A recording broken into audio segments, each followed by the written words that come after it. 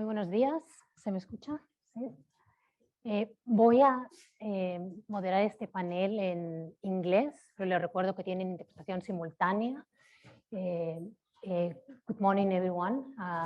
Buenos días, yo soy Marta Ruiz, que trabajo aquí en la sección de pensiones del BID, y bienvenidos a todos a la 10ª edición del programa de pensiones. La sesión de esta mañana tiene que ver con las pensiones y las políticas. Y la política. Y ya ayer comentaron que muchos países de América Latina y el Caribe se beneficiarían de las reformas de los sistemas de pensiones. Todos ya conocemos los beneficios que derivan las sociedades. Muy pocos países en la región están, sin embargo, realizando tales reformas. Y esto se atribuye principalmente a los factores políticos. La falta de conocimiento de las interacciones entre las pensiones y las políticas, que es fundamental para el diseño de programas eficaces. Y eso es lo que vamos a abordar en el panel de hoy. Contamos con dos distinguidos panelistas, ambos, y simplemente quiero destacar algunos de sus partes de las biografías de los panelistas. Tenemos a Andrés Velasco, que es profesor de la Facultad de Economía de London School of Economics, y en el 2013 estuvo con el Ministerio de Finanzas entre 2010 y 2013. También fue parte del grupo de expertos durante las cumbres del 2010, y ha trabajado con varias instituciones como el BID. También trabajó en el Fondo Monetario, el Banco Mundial y otras organizaciones multilaterales. Nicolás Barr es profesor de Economía, Política Económica y del London School of Economics. Ha escrito más de 20 libros sobre temas de economía y ha trabajado como consultor en el FMI y el Banco Mundial.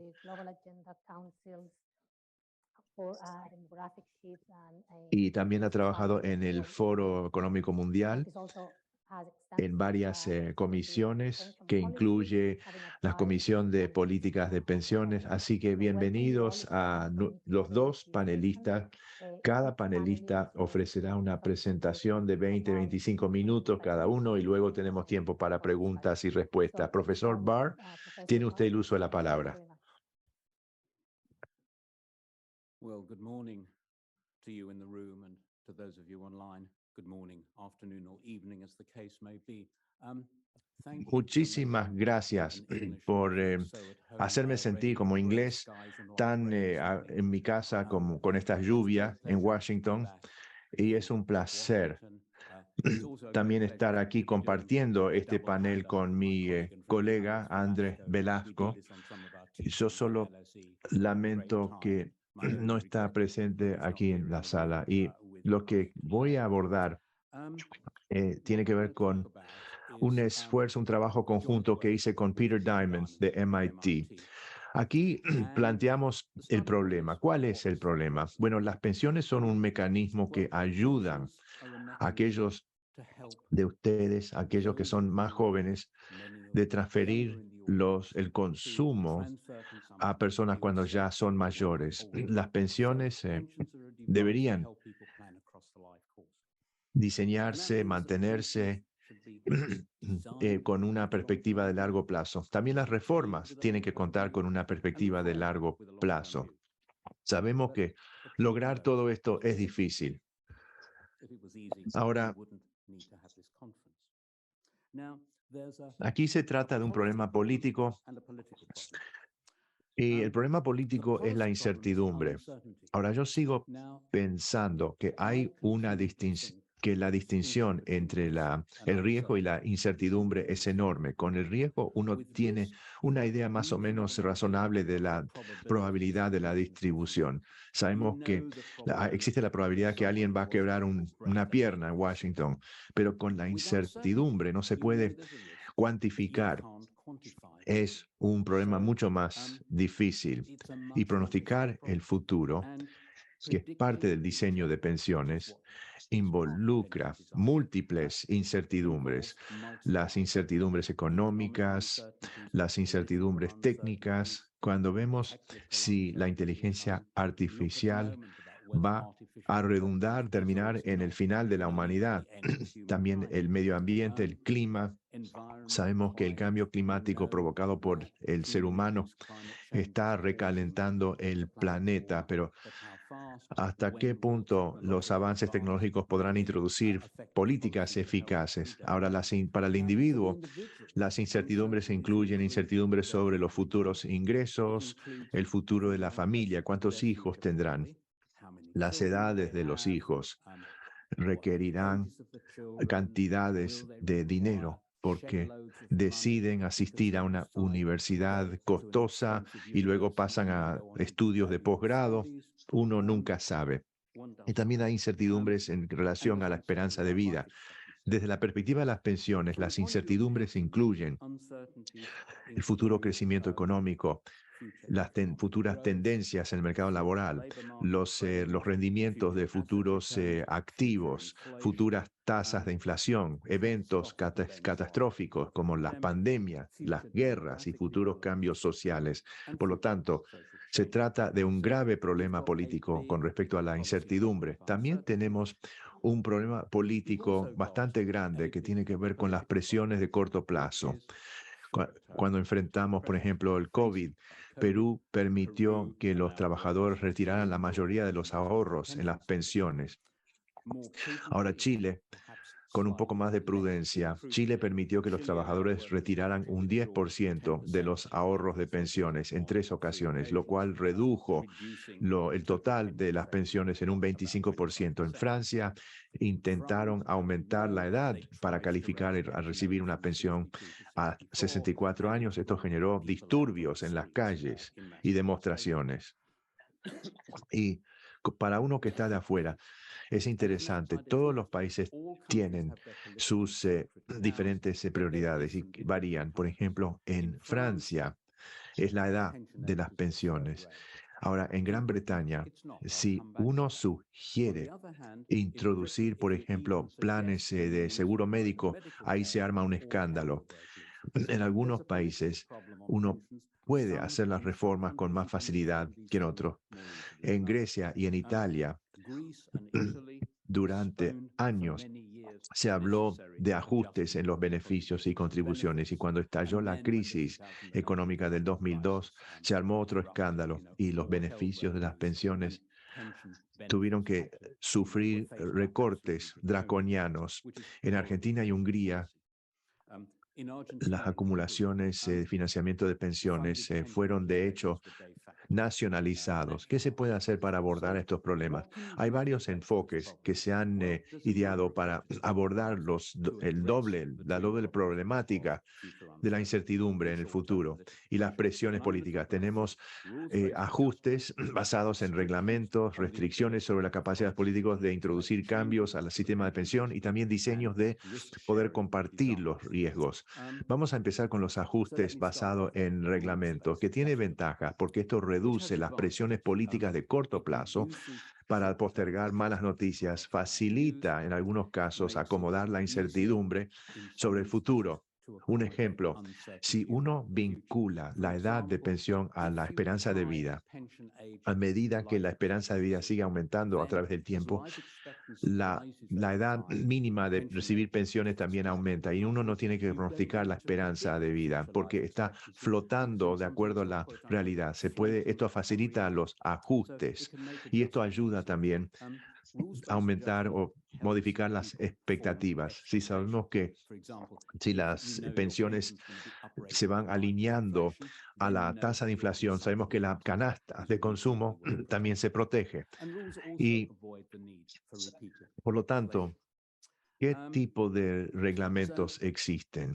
Bueno, hay 3 tipos de indexaciones: la indexación de precios y cambios de salarios, también ajustes automáticos de esperanza de vida y también la salud general del plan.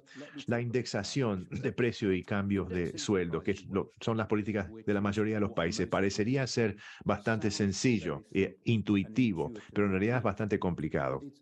La primera pregunta: ¿qué índice se va a utilizar? ¿Indexamos los beneficios según a los precios, a los sueldos o una combinación de ambos? Ahora, ¿qué medidas se van a utilizar?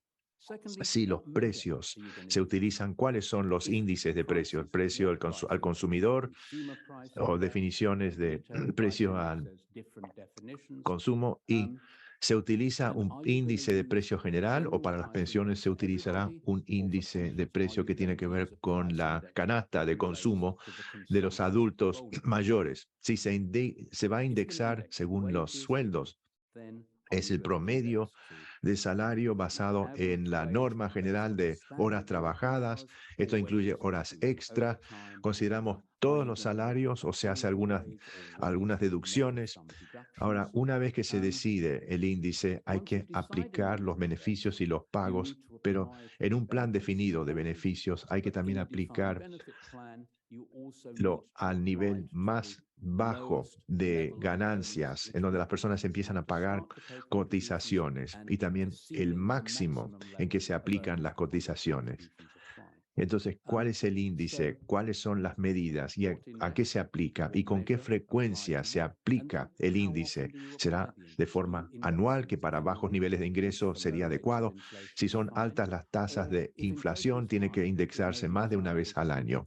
Y esto no lo he visto en ningún lugar, pero tener un reglamento que establece que se hace una indexación anualmente, pero si la tasa de inflación aumenta más allá del X%, entonces se realizará una indexación 2 veces al año. Estos son los tipos de desafíos que se enfrentan. Ahora, en pocos países, haciendo ajustes de indexación según los cambios de esperanza de vida. Las complicaciones: si la esperanza de vida aumenta un año, se aumenta también la edad de elegibilidad de pensiones un año. Si una persona trabaja un promedio de 40 años y se retira después de 20, entonces tenemos 2 años de trabajo para cada año de jubilación. Y si uno quiere mantener esa combinación, si la esperanza de vida aumenta un año, no se aumenta la edad de la pensión por un año, sino 8 meses. El segundo desafío es si los reglamentos para aumentar la edad de pensiones se aplican a todos, sabiendo que la esperanza de vida de personas de menores ingresos es bastante menos que la esperanza de vida de personas de altos ingresos. Y en algunos países la brecha está ampliándose cada vez más. Este tipo de indexación es menos frecuente, se aplica en algunos países como en Dinamarca, Países Bajos y Suecia. Pero si se va a hacer ajustes de la edad de pensiones, hay algunos principios que lo rigen. Por ejemplo, y hay buenas razones para esto, la exposición al riesgo debería disminuirse con la edad. Es decir, no debería haber ningún choque abrupto, sobre todo para trabajadores que están a punto de retirarse o poco después del retiro. Aquellos que tienen 20, 30 años, el choque no importa tanto porque quedan muchos años para poder compensar las pérdidas, pero para una persona que está a punto de retirarse o que recién se jubiló, los márgenes de ajuste son menores, casi inexistentes. Si se va a aumentar la edad de pensiones, hay algunos reglamentos. Primero, se basa el reglamento en la fecha de nacimiento y no el momento que se retira. Si uno dice que la edad de pensión va a aumentar un año para todos que se retiran después de este año, ¿qué pasará? Todos van a querer jubilarse. Si se basa en la fecha de nacimiento, se puede evitar esto. Segundo, la regla debería aumentar en pequeños incrementos. Uno quiere evitar una situación donde mi vecino tiene un día menos que yo y va a tener que trabajar un año más. Si uno es un poco más joven, el vecino, puede que la edad de pensión puede que sea una diferencia de 3 meses, pero no mucho más. Y hay que dar un aviso previo con larga anticipación. Cuando se indicó que iba a aumentar la edad de pensión en 2005, el presidente de la comisión que hizo la recomendación salió en la televisión la noche que se publicó el informe y miró a la Cámara, directamente a la Cámara y al público, y dijo: si ustedes tienen más de 50 años, esto no les va a afectar. Si tienen más de 40 años, va a tener que trabajar un año más. Y uno sentía ya las tensiones políticas. Por lo tanto, hay algunas reglas muy sencillas. El tercer tipo de ajuste es el ajuste del equilibrio financiero. Y pocos países tienen tales reglas. Estados Unidos tiene, por ejemplo, el arreglo de que el seguro social no, sí es, y esto no ha ocurrido todavía, pero en Estados Unidos tendrá que hacer una reforma antes de que sufran consecuencias catastróficas. Canadá tiene reglamentos con respecto a proyecciones obligatorias y Alemania tiene reglamentos que hace ajustes a las cotizaciones y beneficios en respuesta a los cambios del coeficiente de edad y dependencia. Estas son algunas de las medidas para abordar las incertidumbres y las presiones políticas de corto plazo. Segundo, tenemos que, en este caso, atar las manos de los políticos para que tengan menos margen de maniobra. El reglamento puede ser, en este caso, revertido por legislación, pero hay que protegerse contra malos cambios discrecionales. Y voy a examinar tres enfoques. Primero, el caso de Canadá, que es un caso interesante porque esto aquí establece reglamentos con protecciones constitucionales. En el caso de Canadá, el plan de pensiones de Canadá es un plan de beneficios definidos con fondos parcialmente proporcionados por el gobierno nacional. Tiene que haber una proyección actuaria cada 3 años. Si hay déficit, estos reglamentos de ajustar cotizaciones y beneficios, la legislación tiene protecciones muy similar, de acuerdo a la Constitución canadiense. En muchos países se puede hacer enmiendas con una simple mayoría en el Parlamento. En Canadá no es así. Si uno quiere modificar los reglamentos, esto requiere el consentimiento formal del Parlamento Nacional en Ottawa y los parlamentos de 2/3 de las provincias, que representan 2/3 partes de la población de Canadá. Quiere decir que es muy difícil modificar los reglamentos. Requiere un amplio consenso de la sociedad. Ahora, hay una trampa aquí. Uno que tiene que tener mucho cuidado, qué es lo que se incorpora en la Constitución y lo que se deja de la Constitución. No se incorpora, por ejemplo, beneficios. Canadá ha puesto una protección constitucional sobre el reglamento que rige los ajustes, es decir, lo acertaron y tiene que ser competente técnicamente y tiene que ser políticamente independiente. ¿Y cuáles son los reglamentos? En este caso, las reglas, tiene que haber una proyección obligatoria cada 3 años. Y la regla es que las contribuciones vigentes tienen que ser suficientemente altas para pagar a todos los beneficios que se proyectaron durante los próximos 75 años. Y como indiqué, es un plan parcialmente financiado. El coeficiente de financiamiento en el año 60 debería tener por lo menos ser del mismo nivel que en el 10º año después de la revisión trienal. Y si las contribuciones no cumplen con estas pruebas, si hay déficit, la regla dice que hay que hacer ajustes al déficit. Si, por ejemplo, es un 2%, hay que aumentar las cotizaciones en medio punto porcentual. Y aquí se congelan los beneficios nominales. Es decir, no hay un ajuste del costo de vida. Los ajustes tendrán que ser compartidos entre los trabajadores y los pensionados. Segundo, la segunda regla. Esto se incorpora a la legislación.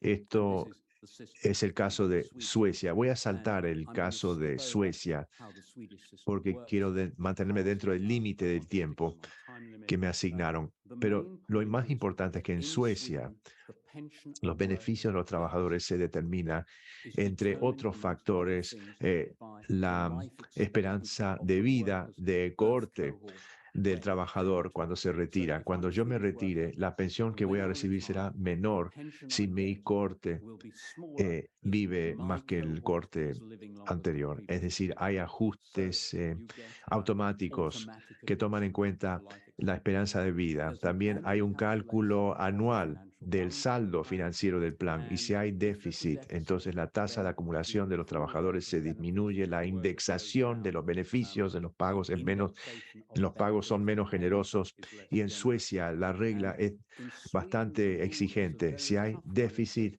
hay que hacer las correcciones el año vigente. No tienen la opción, salvo después de una crisis económica, de distribuir los ajustes varios años. Los que establecieron este plan querían incluir ajustes automáticos. Querían diseñar un plan que durara hasta la próxima edad helada. Ahora, no se sabe cuándo, por ejemplo, estalló la crisis económica del 2008, tuvieron que introducir nueva legislación para distribuir los efectos, pero este es un mecanismo.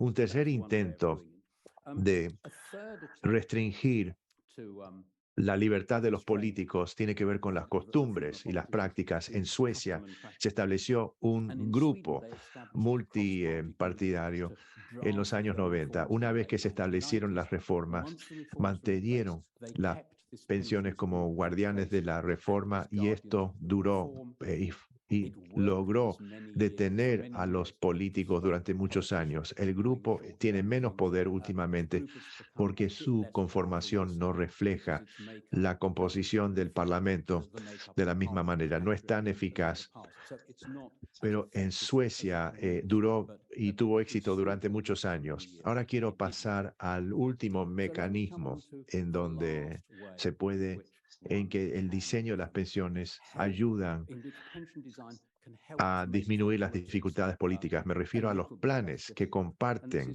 los riesgos. Si hay un solo empleador con el plan de cotizaciones definidas, todo el riesgo recae sobre los miembros individuales. Si hay un plan, debe ahí los economistas están siempre buscando soluciones que de todo de este lado o del otro lado. Lo que tiene más sentido es compartir los riesgos. Canadá ha explorado estos conceptos. Quiero hablar sobre el plan que comparte riesgos, que tiene las características del plan de la provincia canadiense de Nueva Brunswick. El punto de partida en Canadá tiene dos elementos. Tiene proyecciones independientes con credibilidad en intervalos acordados utilizando metodologías acordadas, y también tienen reglas acordadas por adelantado sobre los ajustes en casos de déficit o superávit. Son, como indiqué, reglas acordadas con anticipación. Y ¿cuáles son las palancas que se pueden utilizar para ajustar? Bueno, se pueden ajustar las cotizaciones de los empleadores, las cotizaciones de los trabajadores, las tasas de acumulación de futuros beneficios y la indexación de beneficios en los pagos. Las reglas establecen por adelantado cuáles son las cuatro reglas, por qué cantidad y a través de cuánto tiempo. También estipula por adelantado la rapidez en que se puede revertir los cambios si se encuentran dificultades económicas. Durante problemas o crisis económicas se disminuyen las cotizaciones, se disminuyen las tasas de acumulación, pero una vez que se restablecen se pueden restablecer todas estas características. Este es un ejemplo de cómo se flota según la realidad que se presenta. Así que este es un plan de pensiones donde se comparten los riesgos, pero también puede haber un sistema de pensiones con también la posibilidad de compartir riesgos. Vemos, por ejemplo, un plan que forma parte de un sistema general de pensiones. Imagínense una pensión no contributiva y un sistema definido. Y el riesgo al trabajador a sistemas mucho menor en un país con una alta pensión de no contribuyente. Mientras que si la mayoría de las pensiones son de contribuciones definidas, hay evidentemente el trabajador enfrenta más riesgos. Así que en un programa de ese no se puede determinar si esto es bueno o malo sin considerar todo el sistema de pensiones para ver cuál es el nivel de riesgo que enfrenta el trabajador. Entonces, en conclusión, lo que importa es que a veces hay que llegar a qué es lo que importa. Y digo que hay dos cosas que importan más que todo, lo que es el crecimiento del producto y buena gobernanza. Con respecto al primero, hay que brindar suficiente consumo para que los trabajadores pensionados tengan suficientes ingresos y tiene que haber una participación equitativa del crecimiento. El segundo componente es la buena gobernanza, que nunca va a ser perfecto. No existe la gobernanza perfecta ni un sistema de pensiones perfecto, pero tenemos que hacer una buena labor al momento de administrar las pensiones, ya sea que sea un sistema de reparto, como en Alemania, o un programa financiado de otra manera, como el caso de Noruega, o uno financiado parcialmente, como es el caso de Canadá. Entonces, para concluir,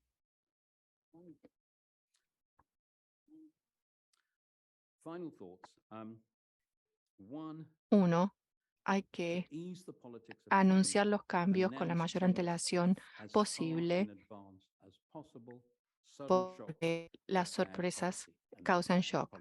Entonces, como dije al principio, hay que mirar a largo plazo. En segundo lugar, brindar información accesible y de manera oportuna para que las expectativas coincidan con la realidad.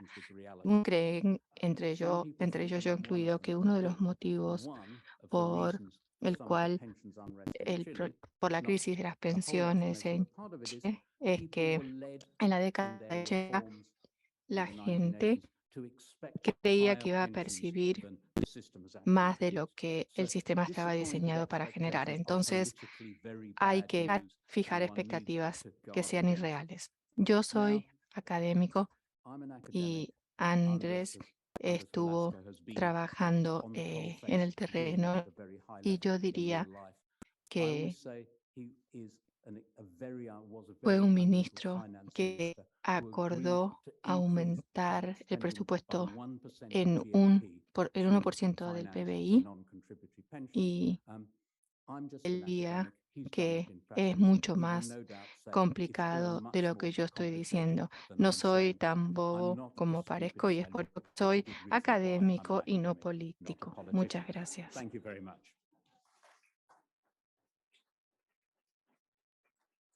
Muchas gracias, profesor. Ha sido sumamente interesante escuchar los mecanismos de diseño, los desafíos de política y la presión de la política. Vamos a escuchar ahora cómo cómo se puede llevar esto a la práctica. Con ustedes el profesor Andrés Velasco. Muchas gracias, es un placer estar aquí. Voy a empezar en inglés porque esas parecen ser las reglas y debo decir que es un honor para mí acompañar a Nick Barr, mi colega y amigo, en esta sesión. Y quisiera decir a los que están de manera presencial en Washington, así como a los que están conectados en Zoom, que es una suerte contar con la presencia de Nick, porque es un académico extraordinario que puede hacer todos los análisis, que entiende los principios, que puede saber qué es lo que hay que ceder y también tiene tanto experiencia como sentido común. Y aunque seguramente lo niega, también tiene muy ojo crítico para qué es lo que es factible o no desde el punto de vista político.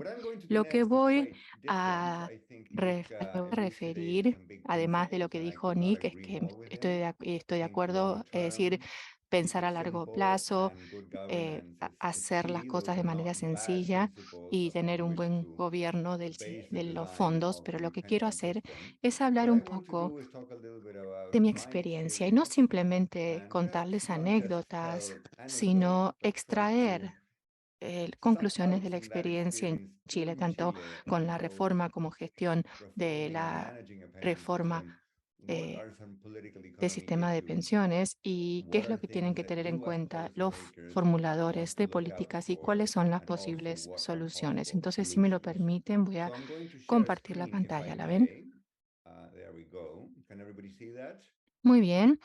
Voy a suponer que sí, de lo contrario me avisan.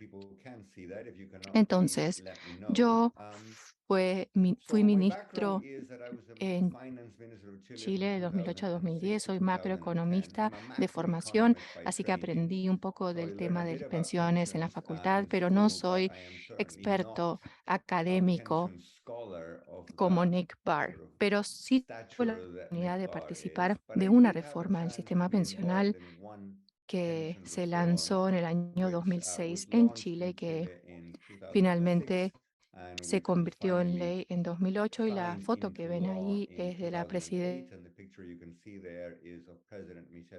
Michelle Bachelet de Chile. Se congeló. Y la persona a su derecha que está contento y sin canas soy yo. Por supuesto, en ese momento empezaba la crisis financiera mundial y todas las canas que tengo aparecieron justamente durante esa crisis. Bueno, se cambiaron muchas cosas durante esa reforma, pero quizás el pero más importante es que pasamos de un sistema de pilar único a uno de varios pilares, algo que recomienda el profesor Barr, que combina el pilar de las cuentas individuales que recalca la prestación o los beneficios, mejor dicho, de los ahorros personales para la jubilación, con lo que en Chile se denomina el pilar de la solidaridad, en el que el gobierno otorga una pensión mínima garantizada no solamente a los ciudadanos chilenos, sino a todo el que haya vivido en Chile durante al menos 20 años y haya cumplido 65. Y bueno, hubo mucha pompa en la adopción de ese pilar, pero la otra cosa que hicimos, estoy siendo muy esquemático, obviamente el proyecto de ley era larguísimo, pero en mi opinión estos son los dos principales logros. Y el segundo es que entendimos que en el mercado para la administración privada de las cuentas individuales había muchos problemas, muchas fallas de mercado, las tasas eran muy altas, la rotación era muy alta, la competencia era muy limitada por motivos que con todo gusto les puedo explicar más adelante, pero en definitiva cambiamos las reglas del juego, permitimos más competencia y tarifas o tasas más bajas. Y estos aspectos de la reforma por consenso dieron muy buen resultado. También quisiera recalcar que el gobierno, los dos ministros que ven ahí detrás de la presidenta, dedicaron 2 años a esto, pero el proceso que llevó a la reforma duró mucho más de 2 años.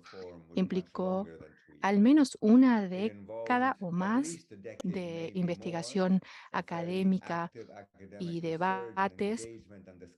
Había muchos expertos de distintos frentes políticos que habían por lo menos llegado a acordar la formulación y el diagnóstico. Y luego estos expertos se pusieron a trabajar en una comisión de expertos y si recuerdo, el profesor Barr era uno de los asesores de esa comisión, o sea que él trabajó en muchos países, incluso en Chile, y luego una comisión más adelante de la que también fue integrante y que se benefició enormemente de los aportes de Nick. Luego dedicamos 1 año y medio en el Congreso a abogar por esta reforma. O sea, no es algo que sucedió de la noche a la mañana, sino que tuvo un largo periodo de desarrollo y maduración. Y quizás es por eso que se percibe como bastante acertada.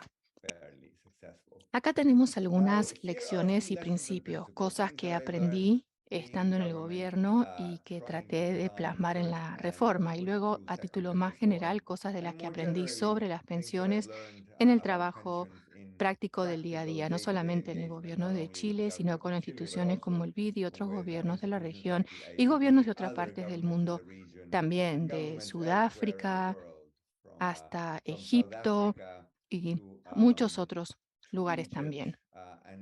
Entonces quisiera comenzar por decir lo obvio, y es que las pensiones son un tema muy importante y muy político, y a veces somos demasiado ideológicos en la manera en que abordamos este tema. Y quisiera decir que se trata de un sistema obligatorio, o sea que hacer que la gente aporte es difícil, tener un sistema simple es más fácil que tener uno complicado. Los sistemas con demasiadas opciones, que es algo que recalcó Nick, aparentan ser buenos, pero dan un resultado fatal, porque como se trata de un sistema obligatorio que obliga a la gente a ahorrar, y como las reformas pueden ser algo capciosas, importa mucho cómo se maneja. Y ahora voy a hablar un poco de cada una de estas cosas que dije. En primer lugar, nunca deja de sorprenderme el nivel de atención que recibe de los medios y los políticos el tema de las pensiones. Esta es una de las varias encuestas en Chile. Hoy por hoy sería distinto el resultado, pero durante las últimas 2 décadas, si uno le preguntaba cuál es el tema de político más apremiante que debería abordar el gobierno, ven que arriba dice pensiones.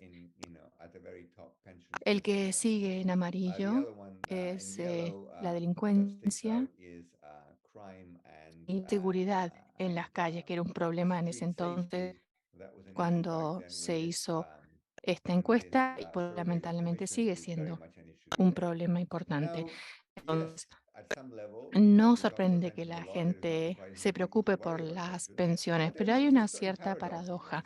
Si yo veo los incidentes, si analizamos los incidentes de pobreza en Chile, algunos lo sabrán y otros no. Entre los adultos mayores, solo el 8% de los residentes en Chile están por bajo la línea de la pobreza, mientras que los niños, o sea, los menores de 18 años, son el 20% los que se encuentran por debajo del de la línea de pobreza. Entonces, la pobreza de los niños,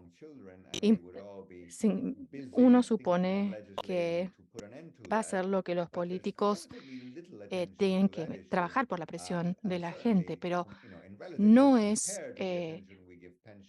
no se acerca a la atención que recibe el sistema de pensiones. Todos vamos a envejecer algún día, mientras que si ya fuimos niños no vamos a volver a pasar por esa etapa.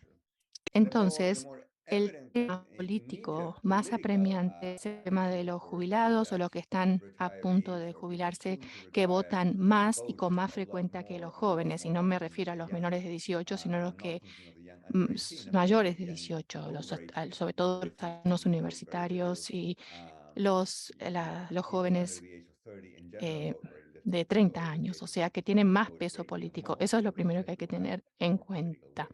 En segundo lugar, hay que recordar que sí, en la política todo es ideológico hasta cierto punto. Yo fui político durante 10 años de mi vida y lo entiendo perfectamente. Y no me sorprende que esto sea así, pero también diría que es cierto que el tema de las pensiones es más ideológico todavía y causa o obnubila, mejor dicho, el debate de otros temas. Gran parte de lo que se habla en torno a las pensiones tiene lugar en estas categorías abstractas, público o privado, ganancias es malo, no tener ganancias es bueno, sistemas de reparto, cuentas individuales, etcétera. A veces la gente dice que las cuentas individuales y los ahorros privados son la única manera de llevar a cabo las pensiones y que el gobierno debería retirarse del tema. Entonces, Nick Barr les diría que rara vez los temas pensionales son extremistas, es decir, 100% públicos o 100% privados, todos ahorros individuales o todo pensiones del Estado. O sea, la mayoría de los sistemas son híbridos y hay, como dijimos, varios pilares, algunos públicos, algunos privados y otros de ambos. Y algunos de los sistemas más acertados tienen algún componente de ahorros individuales, algunas transferencias intergeneracionales y otros no, pero ninguno de los matices o de las cosas interesantes queda recogido en este debate polarizado y puramente ideológico. Otra cosa que tenemos que recordar es que estamos obligando a la gente a ahorrar y la gente normalmente no quiere ahorrar. Y no sorprende que la gente critica los sistemas obligatorios porque se ven obligados a hacer algo que no quieren. Pero también debemos recordar que ahorrar es difícil y penoso incluso para las personas que tienen limitación de liquidez. Y hay muchísimas personas que tienen este tipo de limitaciones. Y cuanto más bajo el nivel de ingresos, más probabilidades tendrá de que tengan limitaciones de liquidez y que se rehúsen a aportar. Entonces, el cuadro que ven ahí a la izquierda muestra la densidad de aportes a través del sistema privado en Chile por percentil de ingresos. Entonces, en el 10 inferior prácticamente nadie, en el 25 por debajo del 11%, P50 casi 40%, P75 casi 70% y pena 90 es casi 87, o sea, los percentiles 10, 25, 50, 75 y 90. Esto muestra que los más adinerados aportan y los más pobres no. Entonces, hay personas que trabajan de manera independiente y hay otros que trabajan en el sector informal. Y no digo que Chile haya resuelto los problemas, pero en este sentido, pero hay que ver cómo puede uno obtener aportes sistemáticos de las personas que trabajan de manera independiente. Dejemos de lado el trabajo informal. Hay personas que trabajan de jardineros o taxistas, incluso abogados, arquitectos que trabajan de manera independiente y en ese caso optan por no aportar, lo cual es malo para su pensión y para el sistema en general. Entonces, resolver este problema por la vía legal es malísimo. Chile obligó el pago de aportes, incluso cuando yo era ministro hace 13, 14 años, y recién ahora, una década y medio después, que está empezando a entrar en efecto por la reticencia política por parte de los políticos y de los ciudadanos de aportar al sistema si uno trabaja por cuenta propia. Los, los sistemas son complicados y cuanto más inteligentes son los economistas, más complicados son los sistemas. Pero la verdad del asunto es, y por favor no lo tomen a mal, es que muy pocas personas entienden cómo funciona el sistema en general. El gráfico de la izquierda muestra el resultado de una encuesta que se realizó en Chile, en que había afiliados al sistema de pensiones privado y se les preguntó, ¿sabe cuánto le cobra el fondo de pensiones por el privilegio de administrar sus ahorros? O sea, ¿cuánto le cobran y se quedan en los bolsillos de la aseguradora todos los meses. Y el 56% de los chilenos admitieron que no sabían. Y otro 11% dicen que no saben si no saben, o sea que lo más probable es que no sepan, con lo cual llega casi el 70% de los afiliados que no saben cuánto les están cobrando por estar en el sistema en el que están. Y eso es solamente uno de los ejemplos que ilustran la dificultad de exponer a las personas a un sistema complejo. La gente va a decir, ah, sí, AFB, que es las AFP son carísimas. Y uno dice, bueno, pero ¿cuánto le cobran? Nuevamente, casi el 70% de las personas no sabía. Y la paradoja, obviamente, es que muchas de las reformas hacen lo contrario, o sea, en vez de simplificarlo, lo complican más aún. Entonces, mi consejo es que si van a cambiar el sistema, simplifíquenlo. La simplicidad es la clave. De igual manera, y esto es algo que Nick dice con frecuencia, y yo estoy totalmente de acuerdo, no, o sea, no hay que abusar de las opciones. En Chile, creamos lo que se llama el sistema de multifondos, que depende del apetito de riesgo que tenga la persona. Uno puede optar por estar en este fondo o en este otro. El problema es que la gente tiende a quedar expuesta a demasiado riesgo, incluso cuando se acerca la edad de jubilarse. Y segundo, como seres humanos tenemos muchos sesgos, mucha subjetividad. Los psicólogos lo saben y las ciencias cognitivas también. Y uno de los sesgos es el exceso de confianza. Pensamos que le podemos ganar al mercado y la realidad es que no. Otro problema es que se presta a la manipulación, porque si uno va a cambiar de un fondo a otro, lo más probable es que vaya a estar, la gente se va a ver influenciada por lo que le dicen que tenga que hacer. Y hay gente que les cobra por asesorar sin tener idea de lo que están haciendo. En Chile hay muchos ejemplos, incluso uno que es enorme, que cobra muchísimo dinero por asesoramiento que no es tal y por el uso de un modelo que no existe. O sea, en definitiva, es malo tener demasiadas opciones, entre otras cosas porque se presta para a la manipulación y el fraude. Y por último, tenemos la manipulación por parte de las fuerzas políticas. Si hay una desaceleración económica, la gente que gana no dice nada y la gente que pierde dice, ay, yo estaba en el fondo equivocado, es culpa del gobierno, es culpa del sistema. Entonces, esta caída de los ahorros en el mercado afecta enormemente la credibilidad del sistema y podría haberse evitado si la gente hubiera estado en un fondo con más seguridad.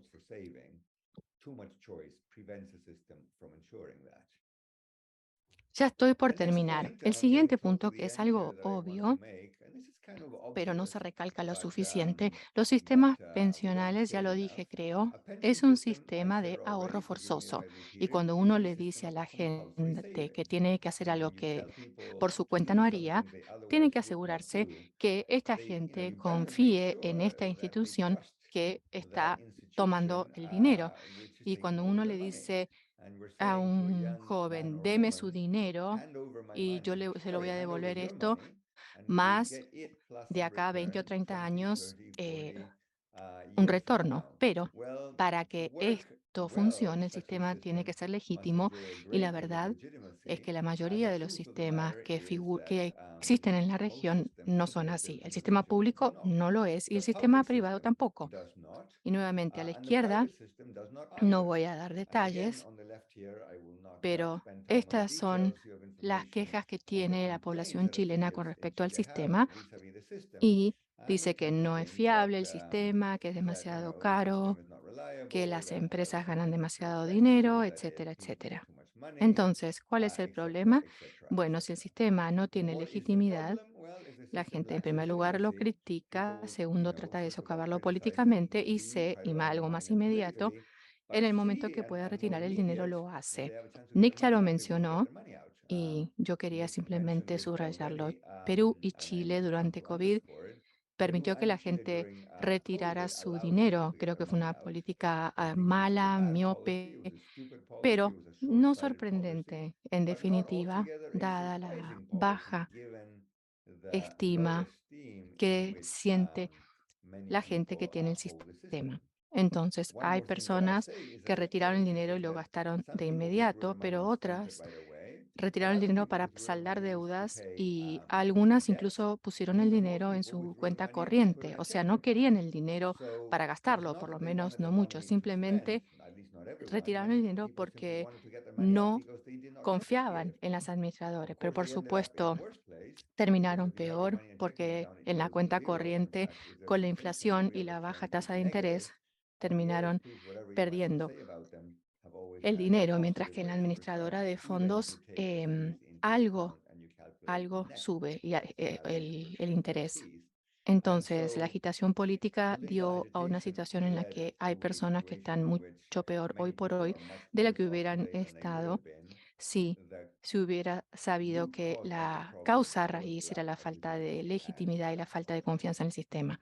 Lo último que quería decir es que como los sistemas son complejos y como la mayoría de la gente no entiende francamente cómo funciona el sistema en el que están y cómo se puede volver tan polarizado y tan ideológico todo este proceso, se pueden plantear puntos de vista, pero también hay que tener en cuenta la opinión de los expertos. Y creo que en Chile, cuando hicimos la reforma anterior, como dije, nos habíamos preparado desde hace mucho tiempo.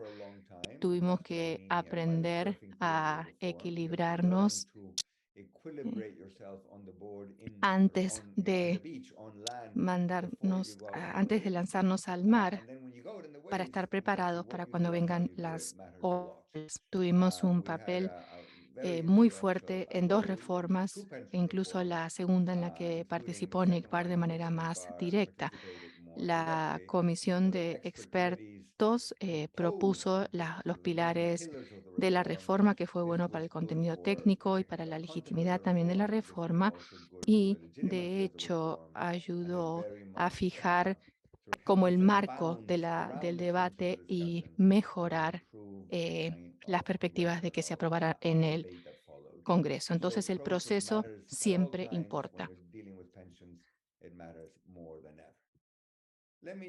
Quisiera hablar de tres temas con respecto a problemas para el futuro.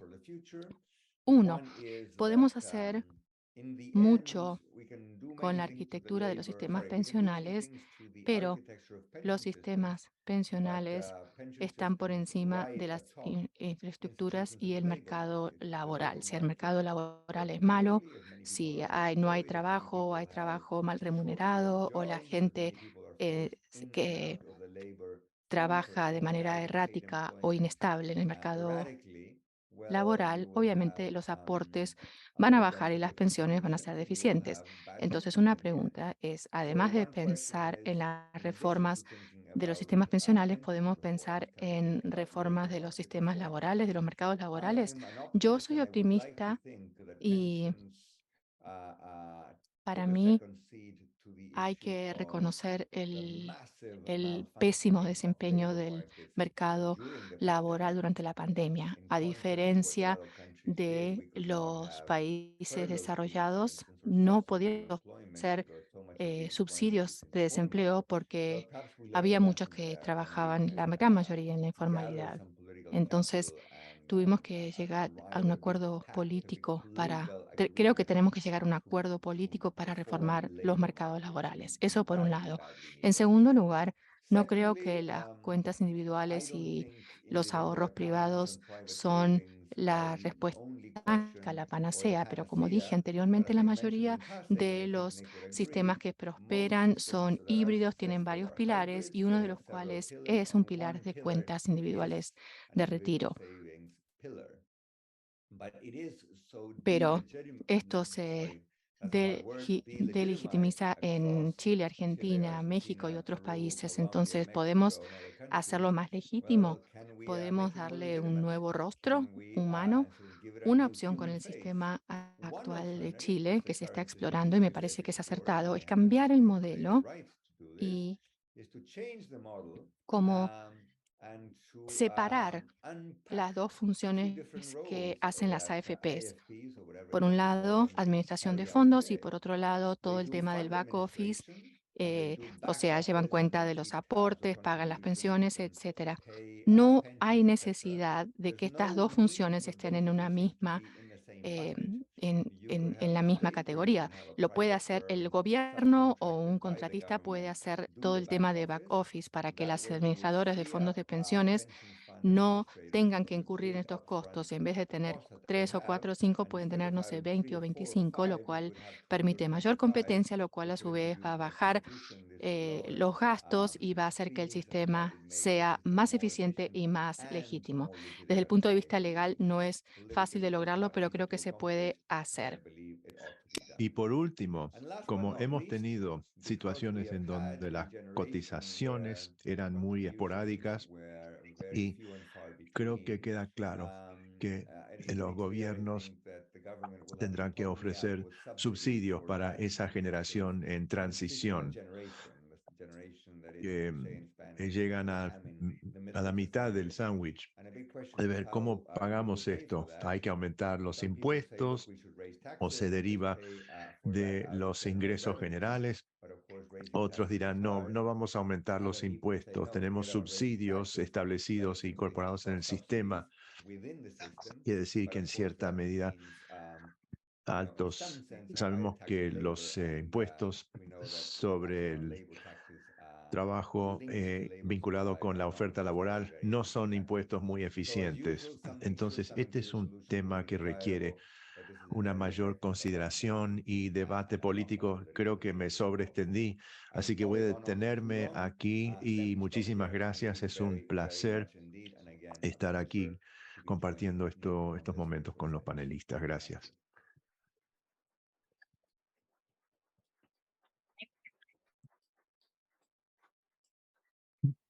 Muchas gracias, profesor Velasco, por compartir las lecciones aprendidas de la experiencia de Chile. No tenemos tiempo para preguntas del público, pero sí hay dos preguntas que quiero formular a los panelistas. Una de Zoom. Ambos enfatizaron cuando definen las reformas que tienen que ser sencillas, las reformas. ¿Cuál es el papel de la comunicación de estas decisiones al público para dar legitimidad a las reformas? Y otra pregunta para el profesor, ¿cuáles son las opciones políticas con respecto al reconocimiento de la esperanza de vida comparado con los riesgos económicos?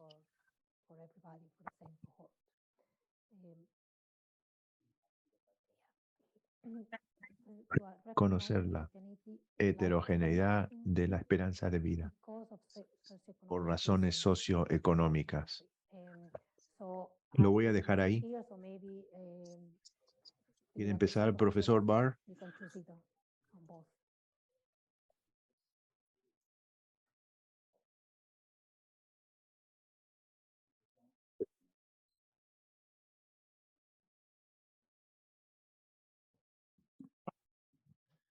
Bien, bueno, primero, la educación. Si cualquiera de ustedes sabe cómo elegir un buen fondo de pensiones, entonces está teniendo más éxito que yo. Es un problema sumamente complejo y pocas personas tienen la capacidad de hacer esto bien.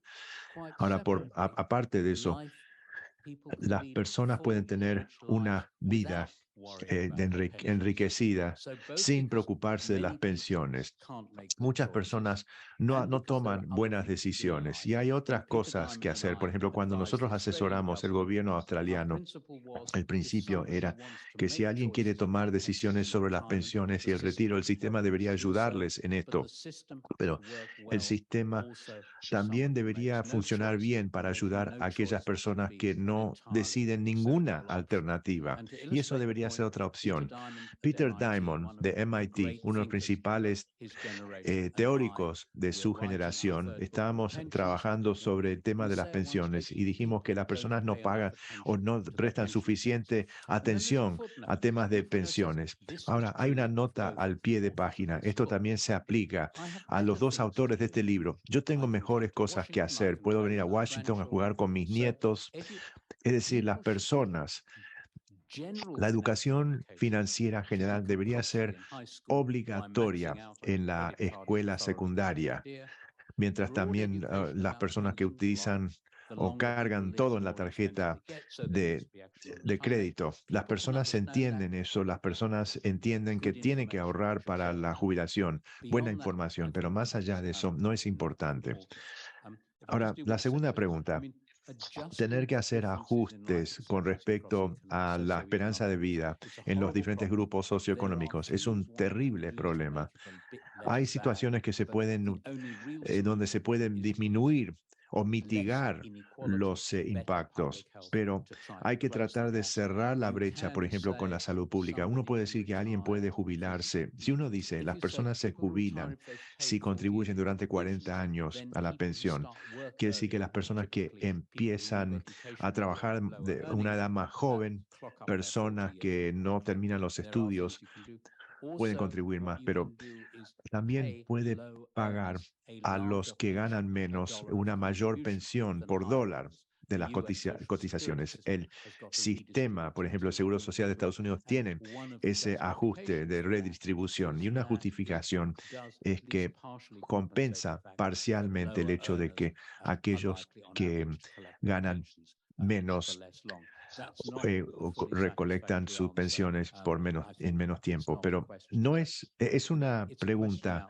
que causa muchas preocupaciones. Es un problema sin resolución y depende de ustedes realmente de formular soluciones innovadoras. Gracias, profesor Velasco. Sí, algunas ideas breves, porque entiendo que se nos está acabando el tiempo. Sobre la primera pregunta, mi respuesta es casi idéntica al profesor Barr y voy a recurrir también a mi experiencia personal. Creo que una vez al mes desde hace 10 años, mi esposa y yo, en el desayuno, comentamos que en Chile somos miembros de uno los administradores más costosos de pensiones y los retornos no justifican las cuotas que estoy pagando. Yo soy economista, mi esposa tiene un título de posgrado de la Universidad de Harvard y somos supuestamente los tipos de ciudadanos y consumidores que estaríamos conscientes de las diferencias y podríamos responder a estas diferencias. Bueno, ya llevamos 10 años, conversamos sobre el tema una vez por mes en el desayuno y nunca cambiamos. Este es un buen ejemplo que explica por qué cuando hay demasiadas alternativas y demasiadas complejidades es una mala idea. Ahora, un tema que también quiero destacar sobre la segunda pregunta que se formuló. Una importante diferencia en la esperanza de vida a través de diferentes grupos socioeconómicos. Bueno, tenemos, por ejemplo, las diferencias de esperanza de vida entre hombres y mujeres. Es difícil y no lo vamos a resolver de un día a otro, pero por lo menos podemos hacer cosas para asegurar que esa brecha no se empeore por el hecho de que las mujeres contribuyen con menos frecuencia que los hombres. Si la pensión final depende de la esperanza de vida y la densidad de cotizaciones, y eso es uno es una mujer que vive más años, va a sufrir en dos dimensiones. ¿Qué se puede hacer? Bueno, la razón por la cual las mujeres contribuyen menos es, primero, que se incorporan a la fuerza laboral más tarde y B, suelen retirarse de la fuerza laboral cuando tienen hijos y C, es muy difícil reintegrarse a la fuerza laboral una vez que hayan tenido los hijos. Y estas son las realidades políticas que no se abordan. Por ejemplo, cuando hicimos la reforma de pensiones en el 2008 en Chile, diseñamos un mecanismo en donde las mujeres podían ser compensadas el periodo de licencia licencia de maternidad hasta X número de meses. Y aún mejor, tenemos que teníamos las mujeres recibiendo el pago formal. Así cuando tenía licencia por maternidad no tenía que salir del trabajo. Muchas mujeres sí tienen que salir del trabajo. Muchas mujeres en el mercado informal tienen contratos de corto plazo y tienen que terminar el empleo y buscar otro empleo un año después. Esa es una situación terrible de grandes sesgos de género y podemos, creo que, sacar mejores soluciones. Gracias, profesor Velasco. Lamento que llegamos al final de esta conversación. Y por favor les pido un cálido aplauso para nuestros panelistas.